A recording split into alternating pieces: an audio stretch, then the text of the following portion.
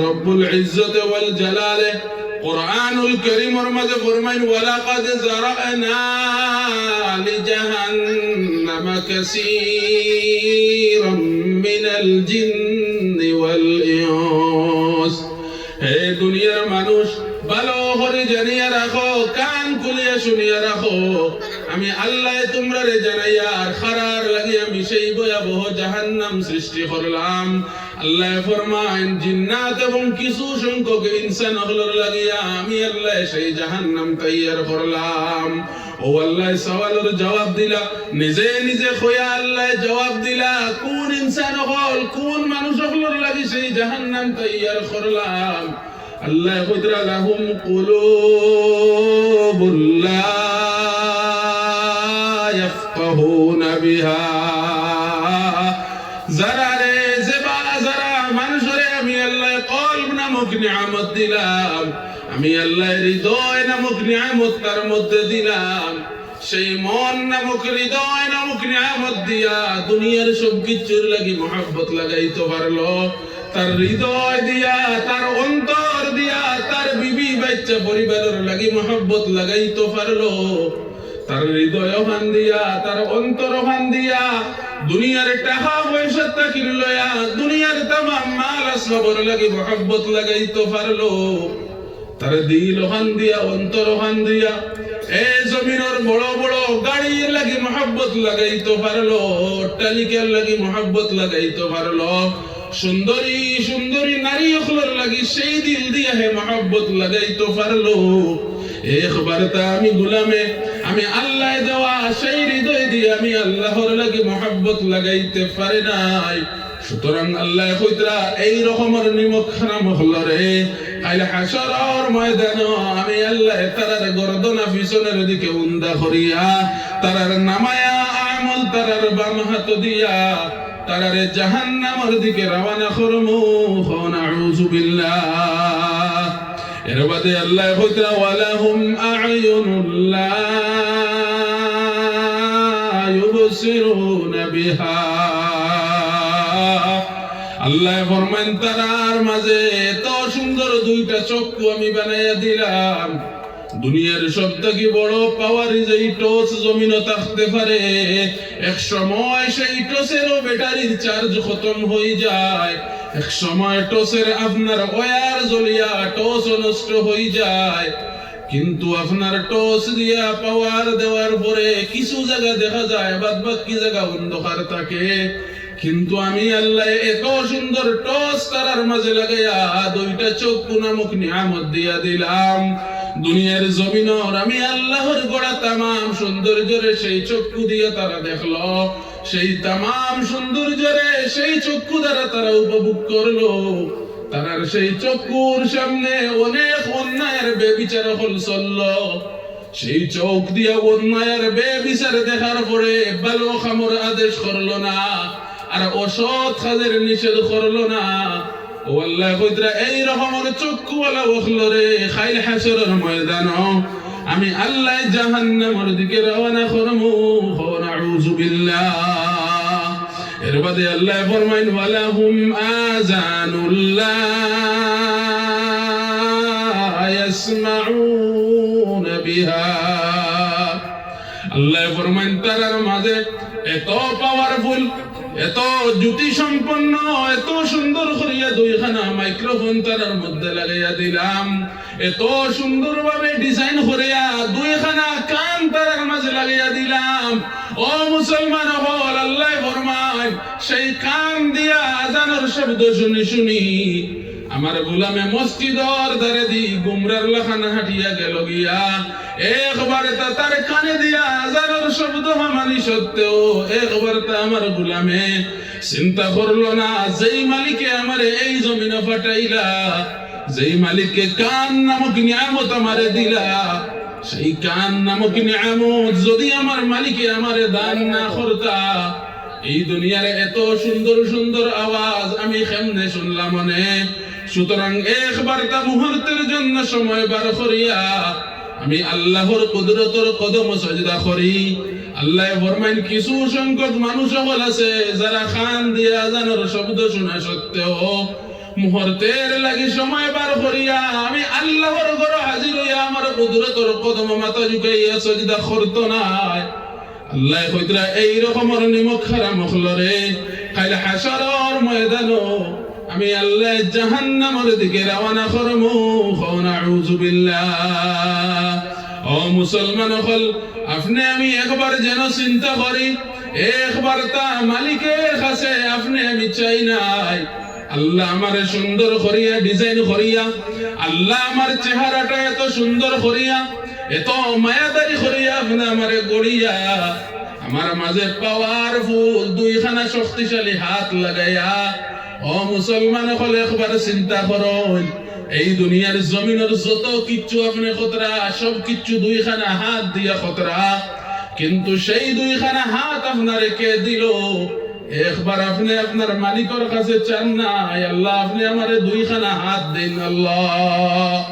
ও মুসলমান হল, আমার মালিকের কাছে একবার না চাওয়া সত্ত্বেও এত শক্তিশালী, এত শক্তিশালী, এত সুন্দর করিয়া আমার মালিকে দুইখানা পা আপনার আমার মাঝে লাগাইয়া দিলা।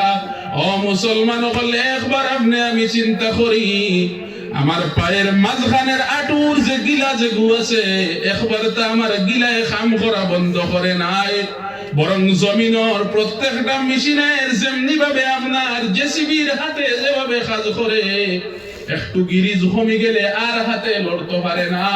ও মুসলমান হল, একবার যেন চিন্তা করি, আপনার আমার হাঁটুর মধ্যে কয়বার আপনি আমি গিরিজ দিলাম। ও মুসলমান হল, আল্লাহ এমন ভাবে সিস্টেমে আপনার আমার দুটোটা পা ঘুরিয়ে দিলা, জীবনে একদিন আপনার আমার পার খেজমত আপনি আমি করার প্রয়োজন হয় নাই।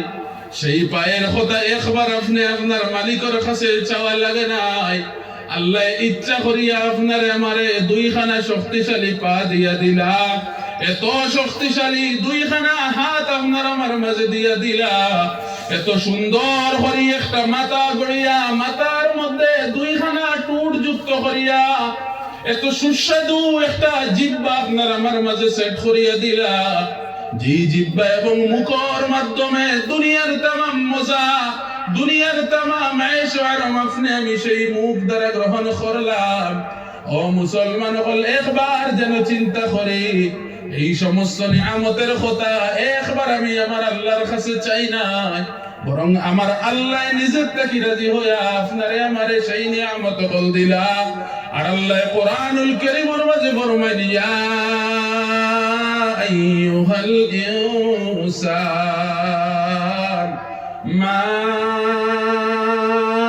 গাররাকা বিরাব্বিকাল কারীম। বান্দারে, আমি আল্লাহ তোর কাছে শুধু কথাটা জানতে চাই রে গোলাম, দুনিয়া তুই না চাওয়া সত্ত্বেও এত নিয়ামত হল যদি আমি আল্লাহ তোরে দিয়ে থাকি, বান্দারে একবার তা আমি আল্লাহরে জানা, দুনিয়ার কোন দুকার মধ্যে পড়িয়া, দুনিয়ার কোন আয়েশ ও আরামের মাঝে পড়িয়া তুই তোর মালিক থাকি দূরে সরলে। বান্দারে, আমি আল্লাহ কান নামক নিয়ামত তোরে দিলাম, কান দিয়া জানার শব্দ শোনা সত্ত্বেও একবার তা আমার কুদরতের কদম মাথা ঝুঁকাইলে না। বান্দারে, একবার তা আমারে বুঝা, আমি আল্লাহ তাকি আপন কোন মালিক এই জমিন তুই পাইলে, যেই মালিকে আমি আল্লাহ তাকি তোরে বেশি রহম করলো, একবার তা আমি আল্লাহরে জানা, কোন দুকার মধ্যে পড়িয়া তুই তোর মালিক তাকি দূরে সরলে। ও মুসলমান হল, আল্লাহর কাছে আপনি আমি না চাওয়া সত্ত্বেও আল্লাহ সব কিছু আপনারে আমারে দিলা। আমার আল্লাহর লাগে এত নিমক হারামি করা সত্ত্বেও একবার তা আমার মালিকে আপনার আমার শ্বাস বন্ধ করেন নাই। আল্লাহর লাগে এত নিমক হারামি করা সত্ত্বেও আল্লাহ একবার তা আপনার আমার রিজিক বন্ধ করেন নাই। এত নিমক হারামি আর লুচ্চামি করার পরেও একবার তা আমার আল্লাহ আপনার আমার সেই চোখের জ্যোতি কমান নাই, বরং আমার আল্লাহ বারবার সুযোগ দিলা, আমার গোলামে হয়তো এক সময় পরিবর্তন হইব, তার গুনাহরে ইহসাস করিয়া তওবা করিয়া আমার গোলামটা আমার দিকে বেরিয়ে যাইব। আল্লাহ শুধু অপেক্ষা করতে আছেন বান্দারে, উদউনি আস্তাজিব লাকুম। আল্লাহ কোরআনুল কারীমের মাঝে দোয়া শিখাইয়া দিলার কইলা বান্দারে আমি আল্লাহ তোরে শিখাইয়া দিয়ার, তুই যখন নিজে নিজে ইহসাস করবে তুই জমিন ভুল করিলাইছ, বেআন্দাজি করিলাইছ, আমি আল্লাহ তোরে কইয়া দিয়ার তুই আমি আল্লাহর কাছে মাফ চা। তুই আমার কাছে মাফ চাইতে দেরি হইলেও আমি আল্লাহ তোরে মাফ করিয়া দিতে দেরি হইতো না। সুবহানাল্লাহ। এর লাগি মুসলমান হল বেশ বেশ করে দুনিয়ার জমিন অনেক আমল হল করেন, দুনিয়ার জমিন বদ আমল হইতে নিজের হেফাজত করেন, বেশি বেশি করে দুনিয়ার জমিন নামাজ রে কায়েম করেন। ও মুসলমান হল আল্লাহর ওলি মালিক ইবনে দিনার রাহমাতুল্লাহ আলাইহি আপনার একটা মাত্র কন্যা সন্তান ছিল। মালিক ইবনে দিনারর একটা মাত্র কন্যা সন্তান যেই দিন মারা গেল, মালিক ইবনে দিনারে সেই কন্যা সন্তান হারানোর যন্ত্রণায় আর বেদনায় মালিক ইবনে দিনারে নামাজ রোজা বাদ দিয়া, খাওয়া দাওয়া বাদ দিয়া, পরিবার পরিজন বাদ দিয়া শুধু চকুর পানি ফেলাই ফেলাই পাগলর বেশে সেই মেয়েরে খুঁজানি আরম্ভ করলা। একটা মাত্র কন্যা সন্তান, সুন্দরী কন্যা সন্তান ছিল, সেই কন্যা সন্তান রে খুঁজাই খুঁজাই মালিক ইবনে দিনারে বাড়িঘর ছাড়িয়া পরিবার পরিজন ছাড়িয়া রাস্তার কিনারে কিনারে হাঁটতে লাগলা। মালিক ইবনে দিনারে যখন সেই মেয়েরে খুঁজাইতে খুঁজাইতে রাস্তার সাইডে দিয়া হাঁটা শুরু করলা, দীর্ঘ কয়েকদিন যাবত রাস্তার কিনারে হাঁটতে হাঁটতে যখন রাস্তার কিনারে দি পাগলর লাখানা হাঁটিয়া যাইতে আর শুধু চকুর পানি পড়তে আছে, হঠাৎ করিয়া মালিক ইবনে দিনারের ঘুমের প্রয়োজন হইল, মাথায় বাল্লানি আরম্ভ করলো। রাস্তার কিনারে একটা মোটা সুটা গাছ দেখিয়া সেই গাছের নিচে জলের মধ্যে মাথা লাগায়া মালিক ইবনে দিনারে যখন আরাম করা আরম্ভ করলা, হঠাৎ করিয়া ঘুমের মধ্যে খাবর মাঝে সাপ দেখতে পাইলা। এমন একটা ভয়ঙ্কর সাপ, এত ভয়ঙ্কর সাপে মালিক ইবনে দিনার কুদাইতে আছে, আর মালিক ইবনে দিনার আগোয়া সাপর আগোয়া দৌড়াইতে আসুন। মালিক ইবনে দিনার রাহমাতুল্লাহ আলাইহি কিতাবের মাঝে লেখলা, আমার জীবনে এত ভয়ঙ্কর সাপ তো দেখি নাই, আমার জীবনে এত ভয়ঙ্কর সাপ হতে পারে সেটাও জীবনে কল্পনা করি নাই। মালিক ইবনে দিনার রাহমাতুল্লাহ আলাইহি কিতাবের মাঝে লেখলা, আমারে যখন সেই ভয়ঙ্কর সাপে পিছন দিয়া তাড়াইতে আছে আর আমি সামনে দিয়া সেই সাপের ভয়ে দৌড়াইতে আছি, দৌড়াইতে দৌড়াইতে একটা মরুভূমি পাইয়া সেই মরুভূমি দৌড়াইয়া যখন অতিক্রম করলাম, সেই মরুভূমি অতিক্রম করিয়া সামনে গিয়া দেখতে পাইলাম বড় একটা পাহাড়, আর পাহাড়ের নিচে সাইটে আপনার নিচের দিকে একজন বৃদ্ধ লোক সাদা কাপড় পরিহিত, শরীরের প্রত্যেকটা চুল তাকিন লয়া, দাড়ি তাকিন লয়া, শরীরের প্রত্যেকটা লোম পর্যন্ত সাদা হয়ে গেছে, আর এত বৃদ্ধ একবারে রুকা একবারে হালকা একজন লোক খাড়া হইয়া আসুন। মালিক ইবনে দিনার রাহমাতুল্লাহ আলাইহি কিতাবের মাঝে লেখলা, আমি যখন সেই বৃদ্ধ লোকরে ডাক দিলাম আর কইলাম, হে বৃদ্ধ বাবাজান, এই ছায়া দেখুন আমার পিছন দিয়া এত ভয়ঙ্কর একটা সাপে আমারে তাড়াইতে আছে, হে বৃদ্ধ বাবাজান আপনি যদি আমারে সেই সাপ হইতে রক্ষা করেন, হে বৃদ্ধ বাবাজান আপনার কাছে সেই আবেদন আমি রাখি, আর হে বৃদ্ধ বাবাজান এই সাপটারে আপনি মারিয়া ফেলান আর আমি মালিকের জানটা বাঁচাই। বৃদ্ধ বাবায় ডাক দিয়া মালিক ইবনে দিনার রাহমাতুল্লাহ আলাইহি রে ডাক দিয়া বলে, হে মালিক ইবনে দিনার, আমার কাছে তুমি সওয়াল রাখছো তোমারে সেই সাপ হইতে যেন রক্ষা করি, কিন্তু তুমি কি সেই কথাটা লক্ষ্য করো নাই সেই সাপ আমার হইতে অনেক শক্তিশালী, অনেক আকারে বড়, আমার হইতে এই সাপটা অনেক শক্তিশালী, যার ফলে সেই সাপরে মারার শক্তি এবং ক্ষমতা আমার মধ্যে রাখি না। আমি একজন বৃদ্ধ লোক, আমি একজন রোগাক্রান্ত লোক, আমি সেই সাপরে কখনো মারতে পারি না, কারণ সেই সাপ আমার হইতে অনেক পাওয়ারফুল। সুতরাং তুমি আমার কাছে যেন আমার কাছে সওয়াল রাখছো তোমার জানটা রক্ষা করি, তোমারে শুধু আমি একটা সুপরামর্শ দিতে পারি। হে মালিক ইবনে দিনার, আমার পিছন দিয়া এই যে উঁচু পাহাড় তুমি দেখরায়, সেই উঁচু পাহাড়ের দিকে দৌড়াই দৌড়াই তুমি উঠা আরম্ভ করো। যদি তুমি পাহাড়ের দিকে উঠা আরম্ভ করো, না জানি তোমার পাহাড়ের দিকে উঠা দেখিয়া সেই সাপটা পিছন হইতে ঘুরি যায়। মালিক ইবনে দিনার রাহমাতুল্লাহ আলাইহি কিতাবের মাঝে স্পষ্ট ভাষায় লেখলা, আমি যখন সেই পাহাড়ে দিয়া সুরা দিয়া দৌড়াই দৌড়াই উঠতে লাগলাম, এক একটা গাছের ডালের মধ্যে দড়ি দড়ি হাঁটু মারি মারি যখন সেই উঁচু পাহাড়ের দিকে উঠতে লাগলাম, অনেক সময় সেই পাহাড়ের দিকে উঠার পরে সেই পাহাড়ের একটা চূড়া গিয়া পাইলাম। পাহাড়ের চূড়ার মধ্যে যখন গিয়ে আমি অবস্থান করলাম, হঠাৎ দেখতে পাই সেই চূড়ার মধ্যে এত সুন্দর বিল্ডিং, এত সুন্দর সাজসজ্জিত বালাখানা, আমার জীবনে তেমন বালাখানা সেই জমিনে দেখি নাই। এত সুন্দর বিল্ডিং এর বালাখানা, সামনে এত সুন্দর সুন্দর বড় বড় ফুল বাগান, আর ফুল বাগান থেকে ভিতরের দিকে খসি খসি সুন্দর সুন্দর বাচ্চা নামাইতরা, বিল্ডিং থেকে সুন্দর সুন্দর বাচ্চা নেবার দৌড়াই আবার ইতরা, তারাই কেন খেলাধুলা করতরা। আমি হঠাৎ দেখতে দেখতে খানের মধ্যে শব্দ শুনতে পাই, একটা ছোট বাচ্চাই আরেক বাচ্চারে ডাক দিয়া করে, হে আমার সাথী, যাও বাইরে, তোমার বাবা আইছেন, তোমার বাবার সাথে মোলাকাত করো।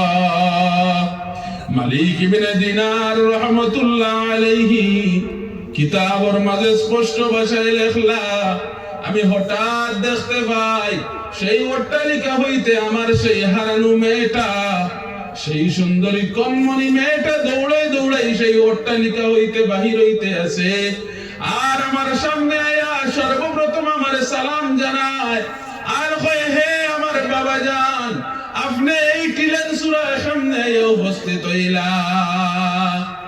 আমি যখন আমার মেয়ের সালামের জবাব দিলাম, আমি আমার মেয়েরে যখন দেখতে পাইলাম, আমি আমার মেয়েরে টান দিয়া কুলোর মাঝে লইলাম আর সালামের জবাব দিয়া আমার মেয়েরে ডাক দিয়া কইলাম, হে আমার খলিঞ্জের টুকরা, আমার মেয়ে জান, তুমি কেনর মাঝে কিলা? তোমারে খুঁজাইতে খুঁজাইতে আমি তোমার বাবা পাগল হয়ে গেলাম। মালিক ইবনে দিনার রাহমাতুল্লাহ আলাইহির মেয়ে বাবারে ডাক দিয়া কইন, হে আমার বাবা জান, আপনি আমারে সওয়াল করবা না, আমি কেমনে এই কানোর মাঝে হাজির হইলাম? সেই প্রশ্ন হইতে আপনারে প্রশ্ন করাটা জরুরি, কেননা আমি এই কানোর মধ্যে বড় সুখে আর শান্তিতে আমি আছি। আমার চিন্তা আপনি না করিয়া আমার সওয়ালের জবাবটা আপনি আমারে দে। হে আমার বাবা জান, এই পাহাড়ের চূড়ার মধ্যে আপনি কেমনে আইয়া উপস্থিত হইলা? বাবাই মেরে ডাক দিয়া বলে, হে আমার খলিঞ্জার টুকরা মেয়ে জান, তুমি একটা মাত্র আমার কন্যা সন্তান ছিলাই, তুমি যখন এই জমিন থেকে বিদায় নিলে, তুমি যখন মৃত্যুবরণ করলাই, আমি তোমারে হারানোর বেদনায় আর যন্ত্রণায় আমি এই জমিন পাগল হইয়া সব কিছু ছাড়িয়া, নামাজ ছাড়িয়া, রোজা ছাড়িয়া, আমি পরিবার পরিজন ছাড়িয়া, নিজের স্বাস্থ্যের খোঁজ ছাড়িয়া, নিজের বাকি জিকির খোঁজ ছাড়িয়া শুধু পাগলের অবস্থায় তোমারে খুঁজাইতে আসি। আর রাস্তার কিনারে দিয়া যখন তোমারে খুঁজাইতে খুঁজাইতে আমার ঘুমের প্রয়োজন হইল, আমি যখন সেই গাছের গুড়ায় মাথা লাগাইয়া ঘুমাইলাম, খাবের মধ্যে দেখলাম আমার এত ভয়ঙ্কর সাপে পিছন দিয়ে দাঁড়াইতে আছে। মারে, আমার জীবনে এত ভয়ঙ্কর সাপ তো দেখি নাই, এত ভয়ঙ্কর সাপ এ জমিনে হতে পারে সেটাও আমি কল্পনা করি নাই। হে আমার মা জান, সেই সাপ হইতে বাঁচার লাগি যখন বৃদ্ধ লোকের কাছে হাজির হইলাম, সেই বৃদ্ধ লোকের পরামর্শ অনুযায়ী পাহাড়ের দিকে উঠিয়া তোমার সামনে হাজির হইলাম। মেয়ে বাবারে ডাক দিয়া কয়, হে আমার বাবা যান, যদিও আপনি আমার বাবা, তারপরেও আমি আপনার মেয়ে হিসাবে, আপনি বাবার উপরে আমার হক আছে, আমি আপনি আমার বাবা হিসাবে আপনারে আমি মেয়ে হিসাবে একটা কথা কয়ার, হে আমার বাবা যান, এই জমিনে আপনার হইতে স্বার্থপর মানুষ আর হইতে পারে না, না হয় এ জমিনে আপনি ছাড়া বোকা মানুষ আর হতে পারে না। হে আমার বাবা যান, একবার আপনি চিন্তা করুন, আমি মেয়ে আপনার হারানোর বেদনায় আপনি এত বড় পাগল হইয়া জমিনে দৌড়া দৌড়ি আরম্ভ করলা। এই জমিন সেই মালিকে তো আপনারে আমি মেয়ে নামক নিয়ামত রে আপনার কাছে দিলাম, সেই মালিকে যদি নিয়ামত আপনার কাছে না দিতা, আপনি আমি মেয়ে নামক সেই মায়াটা না পাইতা। হে আমার বাবা জান, আমার হারানোর বেদনা এখানে আপনি আপনার মালিক রে ফাউরিলা। হে আমার বুকা বাবা জান, আপনারে সেই জন্য আমি বুকা হইছি। ও আমার বাবা জান, আপনি কি সেই ভয়ঙ্কর সাপরে চিনতে পারেন নাই? ও আব্বা জান, সেই ভয়ঙ্কর সাপ হইল কি আপনার জীবনের বদ আমল। আর পাহাড়ের কিনারায় যে বৃদ্ধ লোক, যে রোগা লোক আপনি পাইলা, সেই লোক হইল কি আপনার জীবনের নেক আমল। হে আমার বাবা জান, সেই যে বৃদ্ধ লোকে আপনারে কইলা, সেই সাপ সেই বৃদ্ধ লোক হইতে অনেক শক্তিশালী। অর্থাৎ হে আমার বাবা জান, আপনার জীবনের নেক আমল হইতে বদ আমলের পরিমাণ অনেক বেশি। আপনার জীবনের নেক আমল হইতে জীবনের বদ আমল এত বেশি হইছে। হে আমার বাবা জান, আপনার জীবনের নেক আমলে আপনার জীবনের বড় অঙ্কের বদ আমলটা দংশন করতে পারে না। আপনার ঠিকানা প্রায় জাহান্নাম হইয়া সারছে। সুতরাং আপনি আমার বাবা হিসাবে, আমি আপনার মেয়ে হিসাবে আপনার একটা মাত্র উপদেশ দিতে পারি। হে আমার বাবা জান, আপনি অনতি বিলম্বে বেশ বেশ করি নেক আমল আরম্ভ করুন।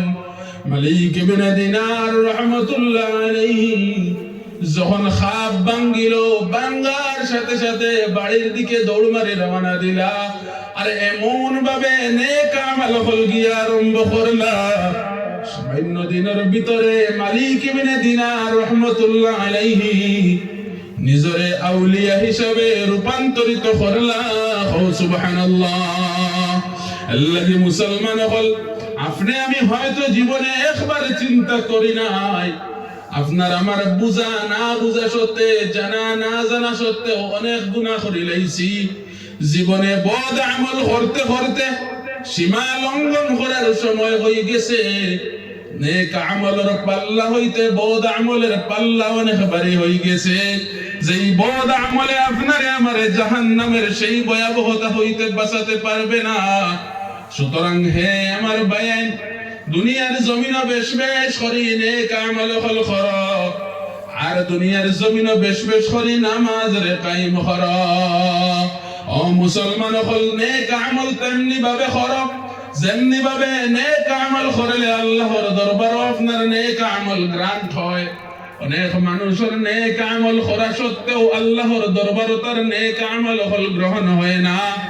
আল্লাহ কোরআনুল কারীমের মাঝে ফরমায়, ওয়া মা মানাআহুম আন তুকবালা মিনহুম নাফাকাতুহুম ইল্লা আন্নাহুম কাফারু বিল্লাহি ওয়া বিরাসূলিহি ওয়ালা ইয়াতুনাস সালাতা ইল্লা ওয়া হুম কুসালা ওয়ালা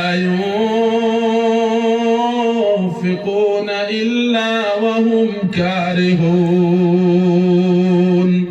আল্লাহ রাব্বুল আলামিন কোরআনুল কারীমের মাঝে ফরমায়, ওয়া মা মানাআহুম আন তুকবালা